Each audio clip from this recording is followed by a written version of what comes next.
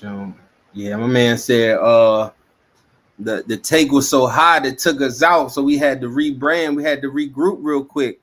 And I think it's because this next question I was about to ask might be a heavy hitter, and this one is which rookie or second year running back do you think could hit RB1 status this year? So I know for sure Ashton Janty, that's the cheat code. He's the rookie in Vegas. Came out of Boise State. You know, he was pushing Travis Hunter for the Heisman. Marion Hampton is another one. He's a rookie as well with the Chargers. I don't know if y'all keep up with internet lore, but Najee Harris, who is on the Chargers, he pulled a 4 extra, man, playing with fireworks and got his eye blown up or something, man. So I don't think he's gonna be taking too many touches away from Hampton. But second year, I like RJ Harvey too. Really, all the rookies, I like RJ Harvey and Trayvon Henderson. So like those 4 rookies, I like them this year. Second year though, somebody that we was talking about earlier, you like Breece Hall. Mm-hmm. I like Braylon Edwards. Okay. Yeah. Hold up. Did I say that name right? Braylon Allen. Excuse me. Braylon Edwards was, I think he was a wideout back in the day. And you talking about Carolina, right? No. Braylon Allen is he's a running back for the Jets. Okay. Because I'm thinking Carolina. I was thinking Jonathan Brooks. But he out this year though. Leave, bro. These cats, what's up with these cats, man? Yeah, man. So with him, he came back too quick from injury. He hurt his knee at Texas, I think the year prior. Mm-hmm. And he came into the draft hurt. So they waited and played him, I think like maybe week 13 or 14 or something, but then he messed up. I think he messed around and tore both the ACLs and both of his knees or something. I mean, I could be wrong on the diagnosis of those injuries, but like Tank Dell, Brooks ain't playing this year. So down there in Carolina, it's Rico Dowdle, Chuba Hubbard, Travis Etienne's little brother Trevor Etienne is down there, but I haven't heard anything about him in off-season chatter at all yet, though. It's just Chuba. That's all I heard. Yeah. I ain't heard nothing about him either. Hopefully he could get a little razzle dazzle because he was went from Georgia, then went to Florida or something, right? It makes sense. Yeah, I know I think it was the other way. I think he ended at Georgia. Okay. I think it was something like that, getting into it. So speaking of running backs, going back to you were sharing your screen earlier with the fantasy, I saw the number 1 pick was a receiver, Jamar Chase. Yeah. So do you think still, especially in the PPR formats, is this year the year wide receivers become the true anchor? Yeah. And this is in that draft that I showed you was half point PPR and Chase still went 101. And it's just because you could bring it back up if you want to. Yeah, Chase and Burrow, man. That's probably one of the better combinations you're gonna see. Mm-hmm. In the league. I'll go ahead and I'll figure out how to pull that back up. Share screen. Here we go. Yeah, man, Chase and Burrow. I mean, that's a hellified combo. So yeah, like to be honest, if you look at that first draft, that first round, I can't see nothing really wrong with it. What I would say though, to the uninitiated, if you're picking at the turn this year, like look at that turn, bro. You can have Malik Neighbors and Nico Collins. I don't know what's better. Like I'm gonna be subjective, but like of those, from who had a better one too? What the Malik Neighbors, Collins, or Puka, or Brian Thomas, or the Janty and Achan? I mean, that Derrick Henry and Brown don't look crazy. I agree. all 4, like just that back half of the that back half, because that St. Brown and Bowers is decent. McCaffrey and London is like and Jefferson and Jacobs is probably where the last one went. But yeah, that back half crazy. Yeah, and then when you look at what the guy did in the first pick, I mean, I get picking up you know, Trey McBride, but I don't know, man. Like this league, you got to start 3 wide receivers. That's why you got to know your league format, man. You probably want to pick up some wideouts, man. That's the only reason why I didn't get another running back where I was picking, man, because I'm like, yeah, them wideouts are gonna start going quicker. Mm-hmm. And which one is you? I'm the frugal degenerate, so GNTHN Adams JMO. Yeah, yeah, you hitting. Yeah, you hitting for sure right now. Ooh. But yeah, this is just a taste of what it's gonna look like as the season goes on, man. I'm looking forward to the draft season, and then once we in there, everything that we know now doesn't even matter no more. Then it's a week-to-week game. Yeah, facts. Because that's what it's all about. So speaking of wide receivers, tell me, what do you think about the receivers out there in Chicago? Right, Caleb Williams, DJ Moore, Keenan Allen. What you think going on out there? Well, Keenan Allen gone, so we ain't got to worry about him no more. Where he go? He still ain't got picked up yet. Okay, he ain't get picked up. Nah, he's been rumored trying to go to the, where was he? Jets or something. I don't know why I say Jets. I heard him trying to get back over there to LA. Mm-hmm. That would make sense. Yeah, he's trying to get back over there to Chargers, but not wrong. Because them receivers over there, I don't trust. And I love Rome Odunze, bro. I mean, I'm kind of like I'm talking about in the Chargers. I'm talking about the Chargers. Yeah, I mean, Ladd is hard though. Lad McConkey. Yeah, Quentin Johnston. I don't know what, I ain't seen him catch nothing. But a cold, he got sick one time.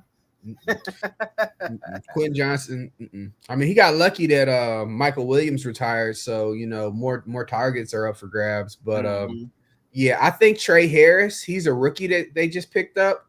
I mean, he'll probably by the end mid-season if Quentin doesn't show a little bit more proficiency, he might get replaced. He was a great prospect coming out, but just hasn't really been able to put it together on the field.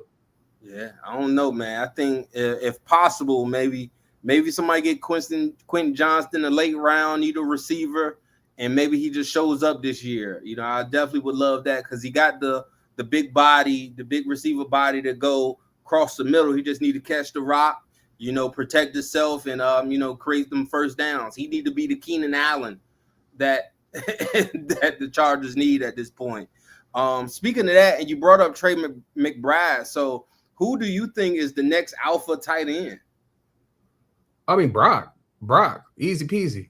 Brock Bowers is the Gronk, is the Travis Kelce, is the Hernandez, is the Tony Gonzalez. Like this kid coming out of Georgia. Do you remember him at Georgia, bro? He was nasty. He won the freaking man, what's it called? The McCaffrey Award. I can't think of the reward that they give best tight end. Yeah. He won it 2 years in a row.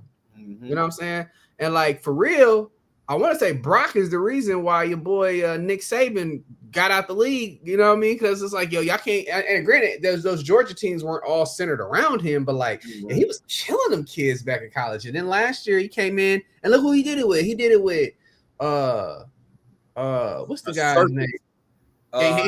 Aiden O'Donnell. Yeah. And then Minshew and O'Donnell. And he broke all the records. He had more passing yard, he had more receptions and receiving yards and touchdowns than Jamar Chase, I think. Mm-hmm. His rookie year equivalent as a tight end. So yeah, right. Brock this year for sure. But I'm gonna say this, man, and like my hot take that I called back in June was kind of spot on because I've been seeing that a lot lately. That people like Jordan Mason and Tajay Spears, and I can't think of the other guy, but like I think Kyle Pitts, man, in Atlanta, has the opportunity to really hit the ground running because he has a soft schedule. Mm-hmm. I don't know if his talent has really gone one way or the other, but like he has a soft schedule. He don't have Kirk Cousins, anymore. I think Penix should do better. So I mean, I like Penix to get Pitts the ball, and then I also like Bo Nix to get the ball to Evan Ingram over there in Denver. So I would say those be my three. Brock Bowers for sure, which is, I mean, you see where he went in this draft. Like he's the number one tight end off every. If he ain't the one first tight end, he's close to it. And then later on for sure, Pitts and Evan Ingram. Mm-hmm. Yeah, because I was thinking, man, guy in Buffalo, Dalton Kincaid, right? Mm-hmm. You know, he still, you know, is a mismatched weapon out of there, right? And your boy gonna get him that rock. That's one thing he gonna do. But though what's the tight end name? I can't think of his name. Lions, Laporta. Yeah, Laporta. Yeah, right, Laporta, man. I'm watching Kincaid. I'm watching Laporta, right? Yeah. Trying to see what they're gonna do. I think they may be some good waiver wires. I don't see them being top 2 like Laporta, and I can see Kincaid kind of coming in there at maybe 4 or 5, maybe even 3 in those senses. But to people like the Kyle Pitts of the world who has wide receiver ability, Evan Ingram, who's wide receiver ability at tight end, I think may get a push or a nudge right before them just because of that in that sense. But yeah, I think a lot going on for real. So thinking about it now, you said Eckler. You said you don't think he got much tread left out there in Commanders. So Right. who for you is a must-have? Like who's a must-have athlete or fantasy players? Like this person I must have. Who's a must-have for you? If you had to pick 3, who's 3 must-haves? So I mean, Janty's gonna be number 1. Yep. And I see you got him in yours. Yep. Yep. And then Ibuka from Tampa Bay. I'm gonna pull him up on the screen so y'all can see him. But yeah. Emeka Ibuka. Kid out of Ohio State. You can't ever go wrong. Now that's a good argument I'd like to have with you on the back end. Like who produces better wide receivers, Ohio State or LSU? But you know, Ohio State pedigreed kid, absolute maniac on the field. I think he's gonna eat. But like I'm bad with always doing rookies. So if I say Janty and Ibuka are my 2 rookies, one's early, one's late. I mean, I like Jake Pickens, George Pickens. I like George Pickens because he was nice. He was nice back in the day at Georgia anyway. And now, you know, CeeDee Lamb is going to get all like the Pat Surtains, the them cover DBs are going to like lock down people, right? They're not going to mess with Pickens, and you know Dak got to get it together, man. You know, I mean, like I'm a Cowboys fan, and you know it's like I don't know how we just find the most mediocre, and the guys ain't really even mediocre. Like him and Tony Romo, like they're above average QBs. Absolutely, yeah. Both. They don't produce, you know, but like Dak got an excuse. Not this time. We shall see, man. That reminds me, man, because I was putting something together too. I was telling my wife about the Cowboys Commanders game, because usually we go. I think this year it's gonna be cold, so it's gonna be like Christmas. I think we're playing with Christmas or something too, or something like that. So I'll probably do like a little Christmas Day something, you know, keeping it small. You know, I don't talk with a lot of people, man. You know what I'm saying? That's why I say, man, when I told you about Vizio, like I'm looking for 6. I ain't, like I said, I ain't got a big circle, but keeping it tight, man, keeping it family love. You know, because me and my dad, funny part, I'm a Cowboys fan. My dad's a Redskins fan all his life. You know, it was kind of like mom's side versus dad's side. But I looked up to my uncle. He was a running back. He had he looked up to Emmitt Smith, so I followed Emmitt Smith. You know, born in '88, so I got to be alive in '92 and '93. Not saying I remember at the ages of 4 and 5 the Cowboys winning Super Bowls. You know, but you know, that's what I remember growing up and seeing Unc. And I'm like, man, I want to be a running back like Unc. I want to be Emmitt Smith, you know, 22. And that's just where it stuck in that sense. But yeah, man, because back then, you know, Emmitt Smith, that was bell cow, right? That's who that bell cow was. You know, that's why I don't see too many of those Russian records being broken. Again, you see people get close to like 2,000, like Saquon, but again, like who's the other running back in Philly? Like who was his Gainwell? I think his name was something like that. Yeah, they got Kenneth Gainwell and oh man, it's a white kid. What's his name? He was at Clemson too. He was nice. Let me see. You know, the good thing about having Sleeper up though, you can scroll through here and find it. You said this is called Sleeper, so you're on Sleeper Picks. Well, no, this is the app. So Okay. this is where we're just drafted from. Yeah, Sleeper is a platform like you know ESPN, Yahoo, just another place where you can draft from. And does it do daily fantasy too? Actually it does, I believe. Yeah, kind of like Because that's the well, thing it I does think I more got. The joint with the robot look like a robot. right here. Sleeper Picks. No, I'm just because I did some of my fantasy joint on Sleeper Picks too. Yeah, I want to say that Sleeper does more of it kind of like Underdog and like Prize Picks. Yeah, it's like sleeper.com, right? Yep. Yeah, that's it. Yeah, I got them too. Hold on, who is this kid though? I think they do the affiliate too. Oh yeah, Will Shipley. There you go. Yep.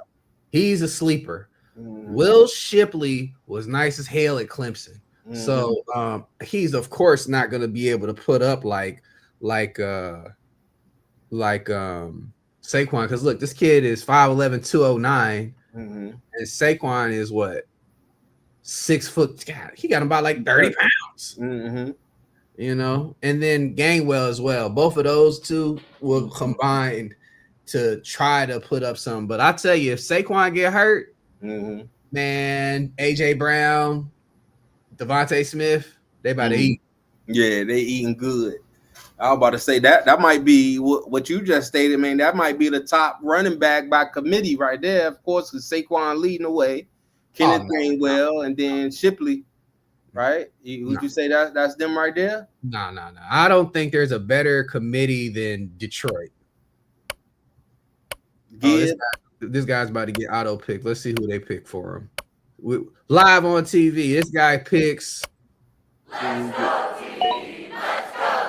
George Kittle. George Kittle's gonna be good this year, but so what y'all get 2 hours to pick?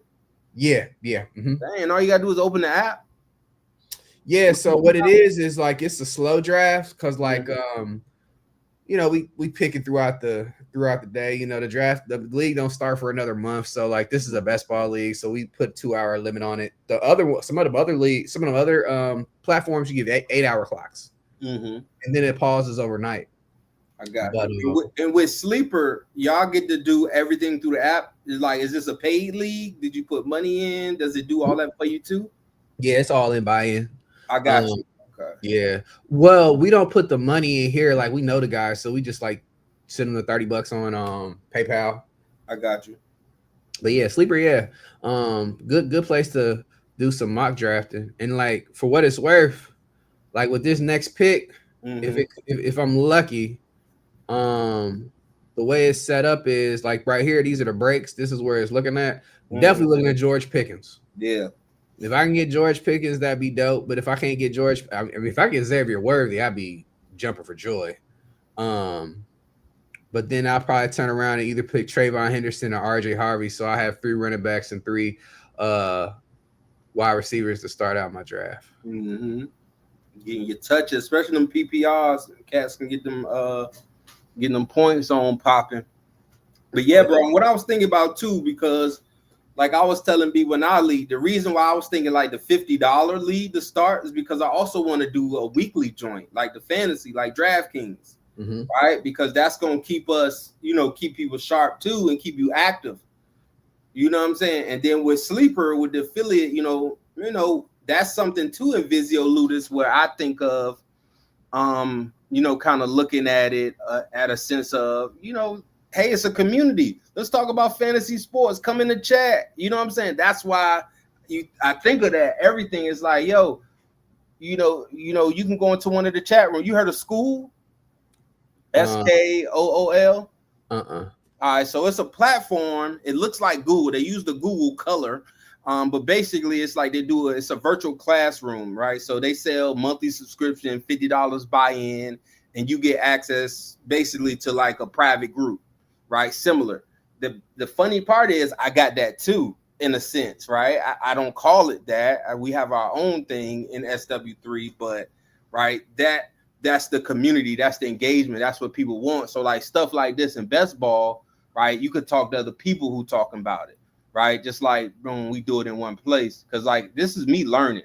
Like I use Sleeper to do I kept it simple to either what is it? I don't know why I'm getting a brain fart right now, but it's either over or under. That's what I meant to say. Yeah, over unders, yeah. Over or under, right? Keeping it simple. I use Sleeper because I wasn't used to it. See, I like the DraftKings ones where you get the salary and build a team. That's the Jones I always like, because with them you can get a $3 buy-in, first place like $25K. You know what I'm saying? So I'm having fun because I like trying it anyway, right? In a sense, but I think the key thing on my end is what's funny is I think fantasy sports is also like trading stock, right? Especially when it comes to the bankroll. Because when people say, oh man, I lost all my money. Why? Because you should be only trading 1 to 3% or risking 1 to 3% per trade or per slip. You know what I'm saying? If you're doing one slip, you shouldn't be putting half of your bankroll on one slip. You see what I'm saying? So those are certain connections, and training it as well. I make those connections. Like, hey, you play fantasy? Yeah, I'm just over and under. I'm like, okay, well, let's break this down, because stocks is over and under too. You either think it's going up or down. You know what I'm saying? So now we've transitioned in that mindset to what people already do anyway, right? To hopefully help them understand it a little bit better. And again, how do we monetize it, right? Because everybody need money. Everybody wants some money. Everything costs money, right? I was driving today like, dang, bro, I got to buy something every day, right? Well, even batteries go, I got to get new batteries. I got to get something. You know what I'm saying? It's like I have to get something, right? And I think that's the key. But yeah, bro, this best ball joint, I want to do that too, where maybe $1 a week we put in and do a league or something as well. But yeah, bro, keep that joint going. But yeah, you answered everything I had about the bell cows. We talked about the PPRs. Is there outside of running backs, looking at the wide receivers, right? I think Jamar Chase, Justin Jefferson, you know what I'm saying? The Amon-Ra St. Browns, of the world, the CD Lambs, right? These are first round names, right? What are some middle of the pack wide receiver guys that you think people should look out for before we close out?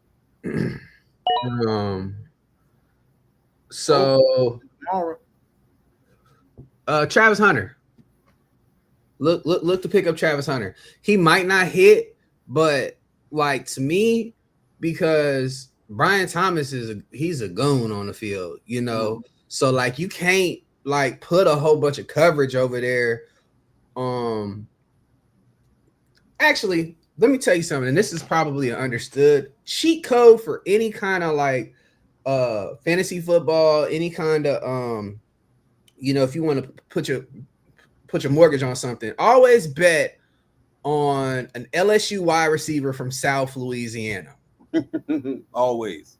Period. The track record from Beckham, Landry, Chase, Jefferson, Neighbors, and now Thomas, all those guys, studs. So if you can get any kid from South Alabama that went to LSU, they got some decent draft capital, always pick them up. So what's that look like? That's Jefferson.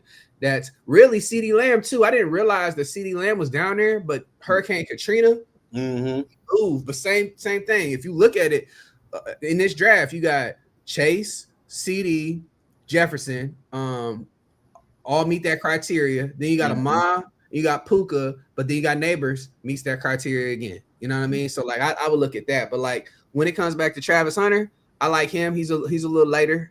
I think Jalen Waddle too, and Jordan Addison and Calvin Ridley, those four. And I'll say Rome Odunze as well. I say those five all 5 of those guys, you should probably be able to pick up between like rounds 5 and 6, and they should all eat. But my favorite right now though, is the kid Amuka. You just passed him. Go up. Yeah, there we go. Emeka Abuka. I'm a stand on every high table I can and scream this kid's name because he was nice in general coming out of college.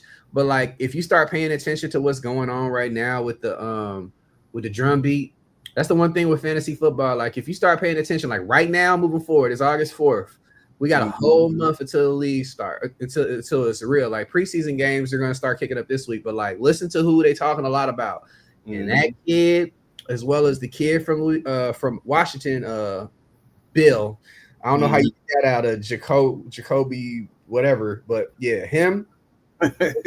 Those 2 kids, and then really JMO 2 out of Detroit. Like, you know, start listening to what people talking about. But like, yeah, middle rounds though, I say Ibuka, Travis Hunter, and then if you don't want to get caught up in rookies, I like Josh Downs too, but Rome and Calvin Ridley and Jordan Addison. Jordan Addison is going to probably be a guy that you could pick up a lot later because he's going to get suspended probably 2 or 3 games.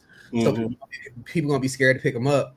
But, you know, it ain't really a matter of how you start the league. You know, it's a matter of how you end it. I went 0-7 last year in one league and ended up finishing 8-1. And my only loss after I went 0-7 was in the Super Bowl. So, you know. That's how it be, man, for sure, man. But yeah, man, I appreciate you once again, man, joining us live here at SW3 TV. Right, we're gonna continue the talks, the conversations. Until next time, I want to see everybody at the top, y'all, because it's the bottom that's way too crowded.